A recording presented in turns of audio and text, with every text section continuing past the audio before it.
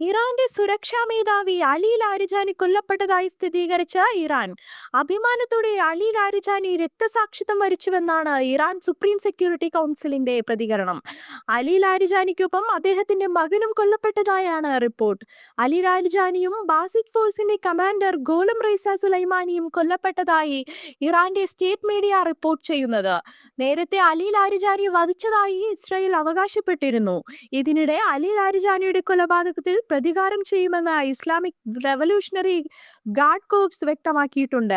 ഇറാനിലെ ഇസ്ലാമിക ഭരണകൂടത്തിനെതിരായ പ്രതിഷേധങ്ങളെ അടിച്ചമർത്തുന്നതിൽ ശക്തമായ നിലപാട് സ്വീകരിച്ച നയരൂപീകരണ വിദഗ്ധൻ കൂടിയായിരുന്നു അലി ലാരിജാനി.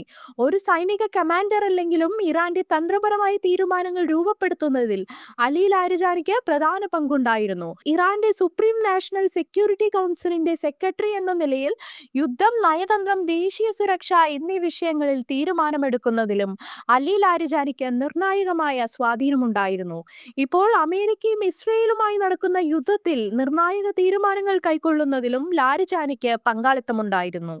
സൈനിക നേതൃത്വത്തിലെ പ്രമുഖരായ നിരവധി ഇറാനിയൻ ഉദ്യോഗസ്ഥരെ ഇതിനകം ഇസ്രായേൽ വ്യോമാക്രമണത്തിലൂടെ വധിച്ചിട്ടുണ്ട്. ഇതിനു പിന്നാലെ അലി ലാരിജാനിയുടെ കൊലപാതകം ഇറാന്റെ നേതൃഘടനയെ കൂടുതൽ ദുർബലമാക്കുമെന്നാണ് വിലയിരുത്തൽ. അമേരിക്കൻ നേതൃത്വം നൽകുന്ന പാശ്ചാത്യ ചേരിക്കെതിരായി ശക്തമായ നിലപാട് സ്വീകരിച്ച നേതാവായാണ് അലി ലാരിജാനി കണക്കാക്കപ്പെടുന്നത്.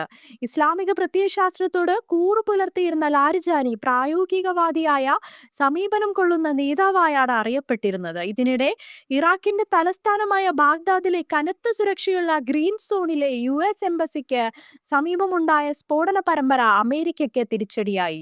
ഗൾഫ് മേഖലയെ ലക്ഷ്യമിട്ട് ഇറാന്റെ മിസൈൽ ഡ്രോൺ ആക്രമണങ്ങൾ തുടരുകയാണ്.